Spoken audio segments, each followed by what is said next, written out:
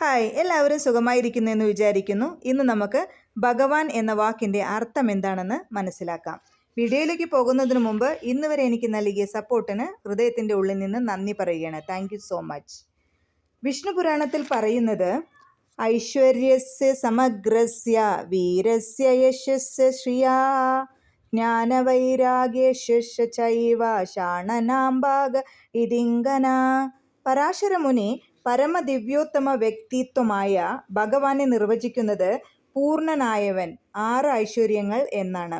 പൂർണ്ണ ശക്തിയുള്ളവൻ, പൂർണ്ണ പ്രശസ്തി, പൂർണ്ണ സമ്പത്ത്, പൂർണ്ണ അറിവ്, പൂർണ്ണ സൗന്ദര്യം, പൂർണ്ണ ത്യാഗം, ഇങ്ങനെ 6 ഐശ്വര്യങ്ങൾ ഒന്തിരവനാണ് കൃഷ്ണൻ.